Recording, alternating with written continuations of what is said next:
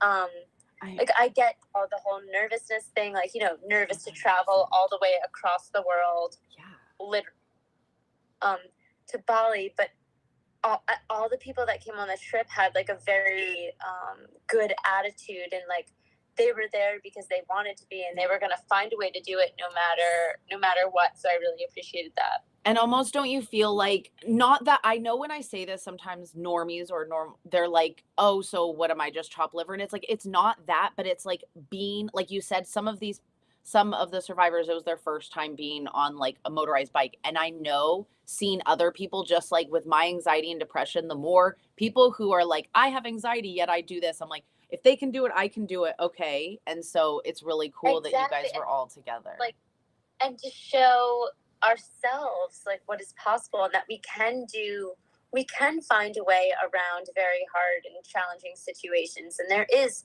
a way to figure it out. And everyone was very creative and wanted to help each other, and we all support each other, like when there were no hand railings, like helping each other walk up and down the steps and whatnot. That was such a powerful video, and just such a good example of how other people can support and not take away our freedom or anything. Like, I used to say my mom was really good at walking behind me and having her hands like ready, and I'd always be like, put them away, like I don't need you. But it was like just nice knowing that they were there. So it was really cool that you showed that with Kyle in that video.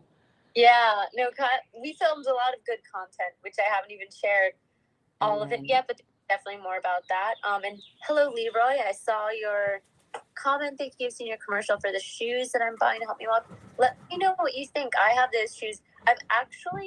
So these are the Cadence adaptive shoes. I've actually started wearing them with my Bioness brace, just because sometimes I feel like I need a little bit extra support, or like, I want like the proper heel toe movement. Like with those shoes, they're great, but you do kind of more just like slide, which is also helpful. But I've started wearing it sometimes also with my brace to kind of facilitate the proper foot movement.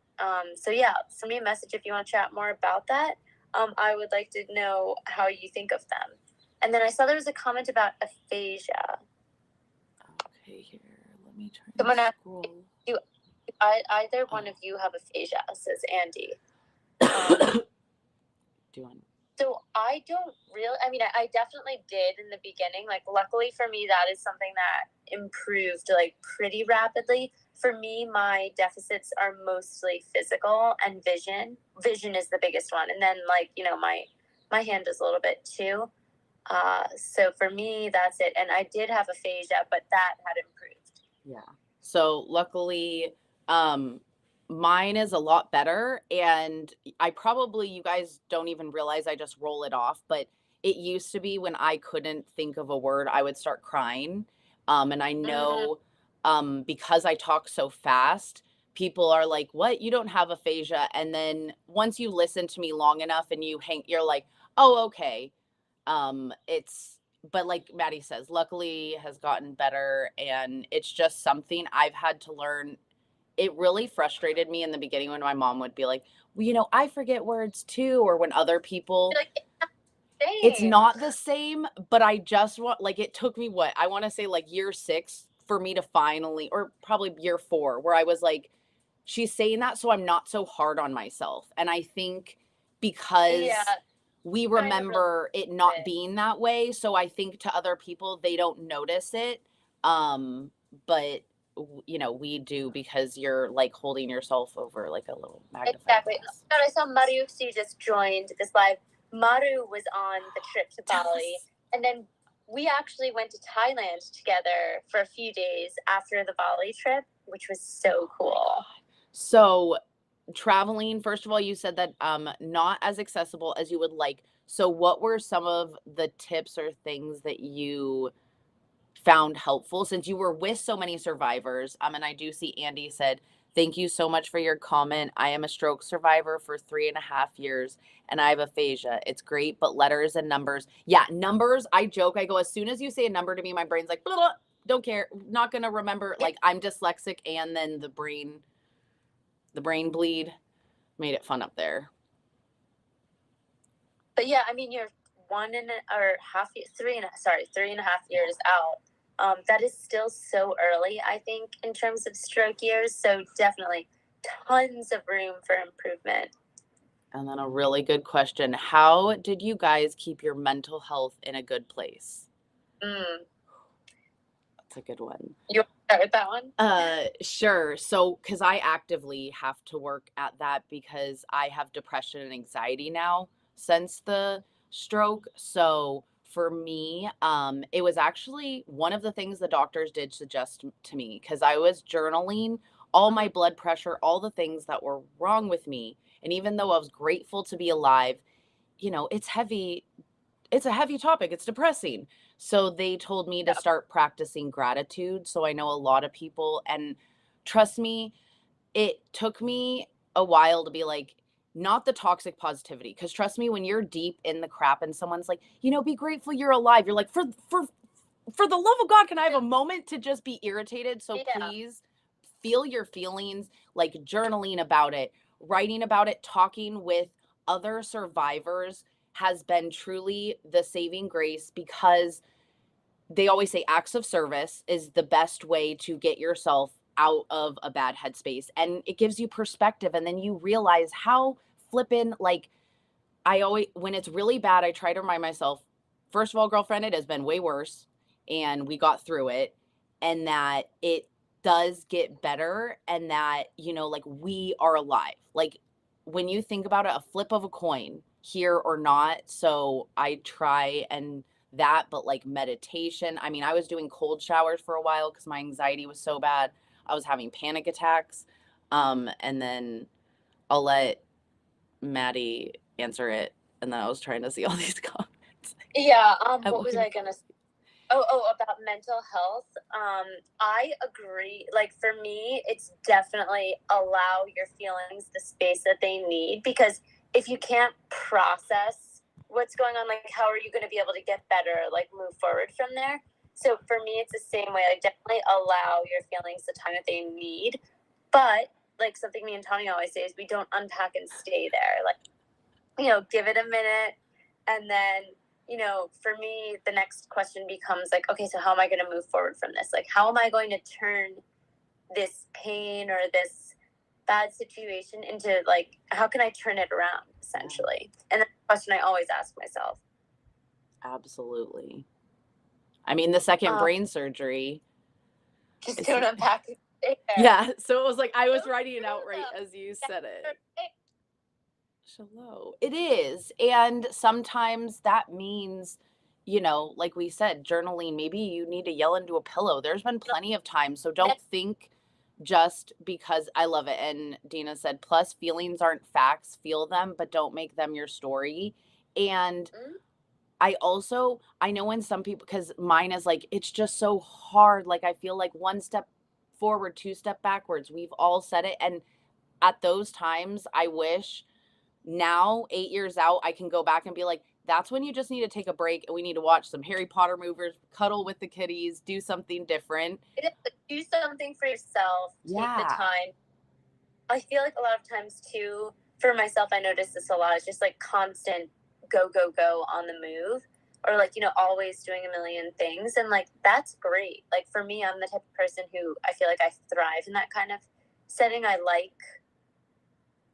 to have a lot going on and feel busy and productive. Like I'm working on things that are important to me, but also like, I go to bed really early and sometimes, and, like I definitely, people are like, oh, do you not sleep? Or like, how do you have the time? I'm like, well, I sleep a lot. Like I prioritize that. I just, in all my other working or hours of being awake is when I'll, work on all the other stuff. But well, and luckily, I mean, it can recover. Yeah, I just like, and sometimes like that's why I said acts of service, giving back. I know sometimes like my husband's like, I don't understand, from like morning till night you're like on your phone talking to somebody doing something, and I'm like, but when you know that you're helping or you're impacting anything like that, or just all of those things, then it fills my heart, and like I'm like, why wouldn't I want to do that? And that has helped me a lot of the times when and I early on was working in special educations, and I've said time and time again, if it was not for those kiddos, like I showed up to work every day, but I cried every single day. So It's please don't, mental health is very serious. So, I know the memes where it's like you can't just gratitude yourself into happiness. You can't. It takes like a lot of different things, but there's a reason why the doctors always ask you, like, when's the last time you went outside? Like, have you drank enough water? How much sleep do we get? Because I can tell you, usually the times when everything feels the heaviest and the most is like I'm running on no hours of sleep. And it's like, girlfriend, you just need a nap and like a hug. Sleep is so important. And like, that's why I got back from Bali, like essentially super late Monday night. I'm still going to bed at like 9 o'clock. Like, I mean, and granted, then I'm still waking up pretty early, but I just know that my body needs to find a way to like readjust, and like sleep is so, so important. The neurofatigue of, even though you were on vacation and you were like, I bet the amount of steps you were doing, the amount of like new stimuli. I mean, I've really learned, I love when I go and do these fun events for like a week, but I swear it's like almost 10 days I need of recovery after. I'm like, ever. And but it's all worth it, I think. Like, I'm really, really happy that we did that trip, and everyone seemed, despite like occasional, little challenges that we would have, our group got along so well. So that was awesome. I feel like when we have survivors, I'm not saying like you get along with everyone. It's like family, Some people, I'm sure they're like, good God, Tawnie talks too much and too fast. I'm working on it, trying to slow down. But I love being around a whole bunch of survivors. I just feel like there's this amazing energy, and it's really cool to hear. Thank you for all you guys do and share. Thank you for being part of this journey. Oh my. My Apple Watch was like, I don't know how to respond to that. I'm like, you just say thank you. It's not asking you to do anything. Mine does that all the time. I love, Dina did say, or Taff, hard things take time. Don't ever give up. A quote that I heard and I do like, first of all, that I had a hard time with aphasia. I couldn't properly express, especially early in the beginning. So I used to save so many quotes. I used to just, honestly, I would read what other survivors wrote and I would like send that to my family. I was not like, I was trying to raise awareness, but it's weird. I did not talk about my depression early in my recovery. I whispered it. So if you're still at that point, like we all heal differently, quietly, loudly, however. But that's why I say I talk about it, because, you start to feel like, I got the second chance. How can I feel like this? And I said that. I'm like, my eye was crossed in and I was happier and I was in constant pain. Like, why do I feel more stressy and depressy now? And usually when that happens, it's because I'm getting too in my head and I'm doing, which we say we're not going to do, comparison. Comparison is the thief of all joy. It's usually some sort of event happened. I'm seeing, everyone else, and you go, well, I wonder if my brain surgery didn't happen, what would it? And then you do that dance. And then I have to quickly remind myself, you know what? I would have never met Maddie. I would have never become a mermaid. Like, I think so many things. It's like, yeah, sure. Like, probably would have been good if this didn't happen. Like, but at the same time, I, like you said, wouldn't have met all the people in this community. I wouldn't have written my books. I wouldn't have had the courage to switch career paths. Like, my first jobs were very vastly different from the job I was originally hired for out of college, which was by no means something I was passionate about. It was just like the job that I got, Yes. Oh, you're saying who's who? Yeah, Tawnie with the mermaid stuff. You can't tell here. I wonder who's that. Yes, I'm not in my ocean. And I'm Maddie. So nice to meet everybody. And please feel free to ask questions. Like Maddie said, what's really cool is we met, actually a fellow stroke survivor connected us and was like, I think you guys should talk. And Maddie was like, I've never gone live. So luckily we have been going live every Sunday. It's been amazing. So it's cool to just see the progress. Almost. Yeah. we're going on 5 years in September is when our first one was, 2019. So that's 5 years. Wow. Sorry, we have kitten nouns. We have kittens now, Maddie. I didn't even. Oh my gosh, I missed a lot when I go with Bali for like 2 weeks. I come back and you have kittens. It just happened on Saturday. It's very early in, but for them, how many? Oh my god, 2.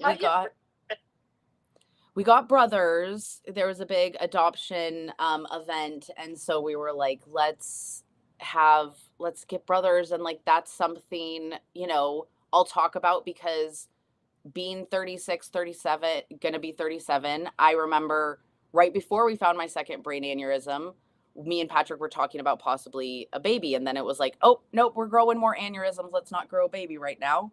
So we put that on hold. Yes. And then it was something I realized, because I'm watching all my friends have their second or third, and like I'm the only one of my cousins who has no babies, and so the societal pressures.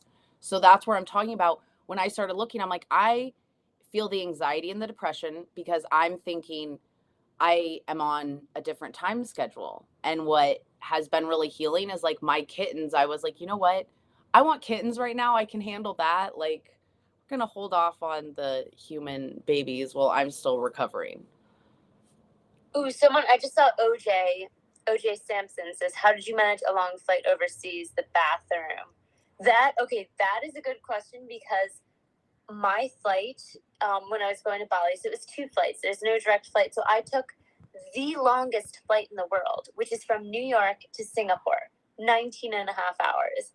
So me and like 4 other survivors were on this flight from New York to Singapore, literally 19 and a half hours. I'm like, what am I supposed to do with myself for that long? And I'll be honest, this is going to come off as like, well, I don't know how it's going to come off, but like, my friend sitting next to me was joking because she's like, Maddie, for the whole 19 and a half hours, you were riveted staring at the interactive flight map. My eyes are glued.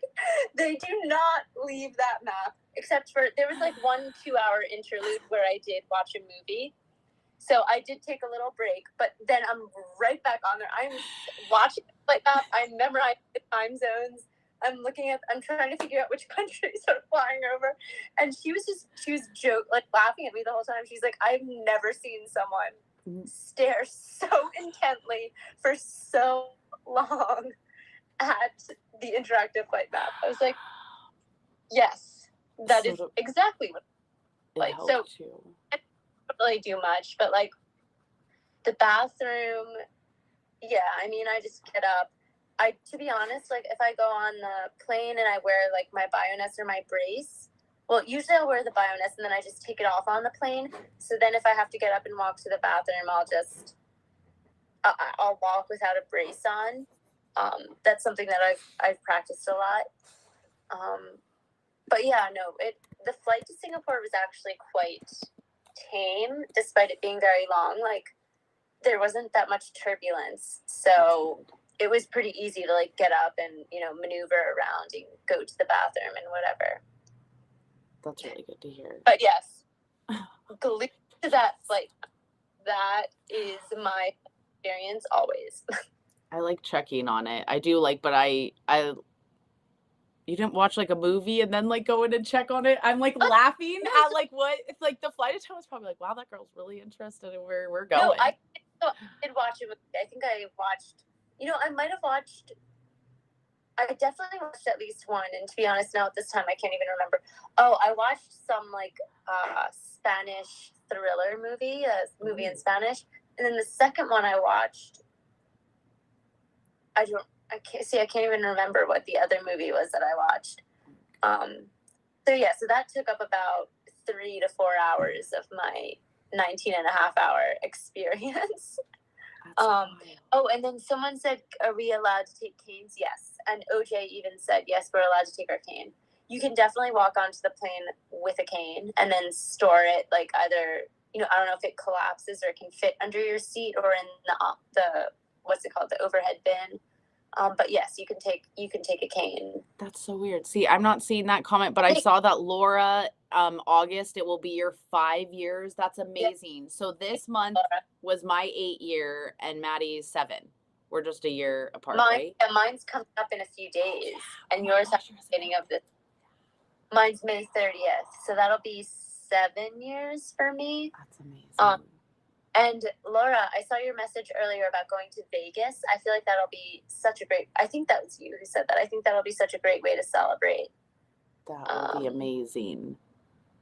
Enjoy it. Celebrate, then travel somewhere.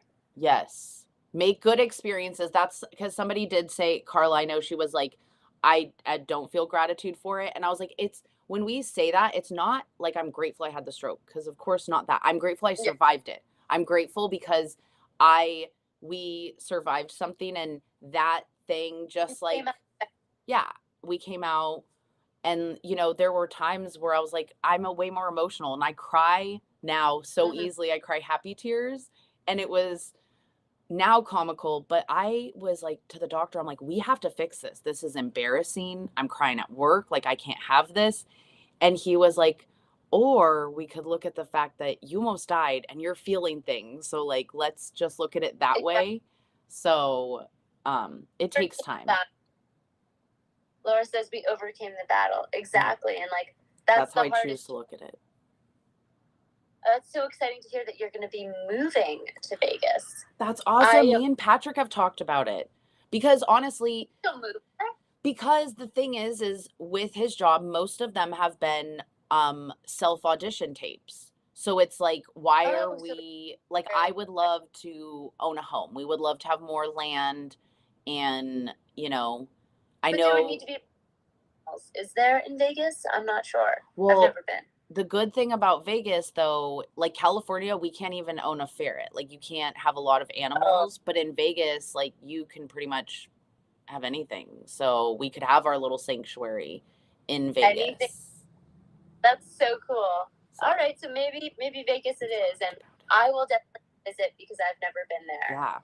You'll be finding, I think, a lot of survivors will be like, we'll come visit. That's why we've also talked about no one comes and visits in California, but I feel like if we lived in Vegas, people would be like, yes, next, perhaps. Ooh, I don't know how Vegas is, but we could figure it out.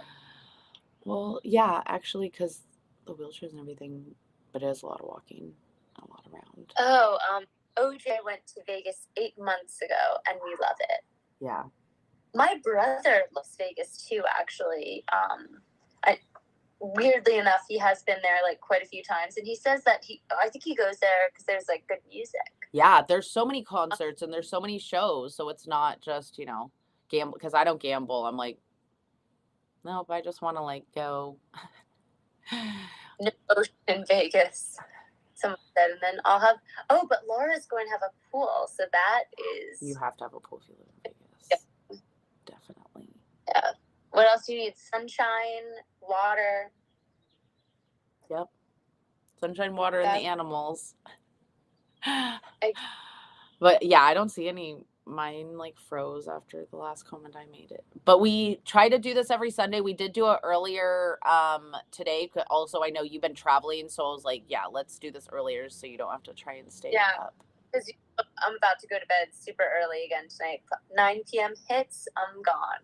Good. I know. It's so funny. I wake up earlier now. But your sleep schedule, I don't know if anybody else's. Mine used to be like I used to stay up really, really late and be up early. So I'm happy now. When we would do these lives, even like around when we started the first like few years, I feel like you were always staying up late. I can't do that on what was I gonna say? I can't do that unless like there's how do I say it? Like I have like a warning or you like have to prep for it. Or late night. I think mine. No, I don't think. I know mine was 100% bad habits, and I used to be in so much pain. I used to stay up all night. So then it just turned into, and I look back, I'm like, well, I have migraines and all this stuff happens. And I look back, I'm like, I bet I would have hurt way less if I would have slowed down and not been pushing so hard. So if anybody out there, it's okay to take breaks. I love early mornings. I love waking up early. So if that sometimes means I have to go to bed a little earlier too, I go to bed early. I'm okay. I'm okay being a grandma now. I say that all the time. Proudly to be in bed early. I am literally. But So you know, like I said, I will stay up later. And actually, once I get adjusted back, I won't be going to bed right on the dot at 9 o'clock every night. But I think I'm almost there. I'm definitely close to being fully adjusted, but I think I just need a few more days. That's good. Listen to your body. It doesn't matter. I know I've been trying to do like in a couple, it's like however many days it takes me is however many days. Exactly. There's the only timeline is your own timelines. However long it takes. Well, we appreciate you guys. If you have any questions or you do want to be interviewed, if you would love to share your story, we would love to have you on here. If you want to just message us, we would love to. Exactly. Yeah, just reach out. We love to hear from you all. And thanks everyone for tuning in, and hope you enjoy the rest of this long weekend and have a great week. Have fun. Bye, guys. Right.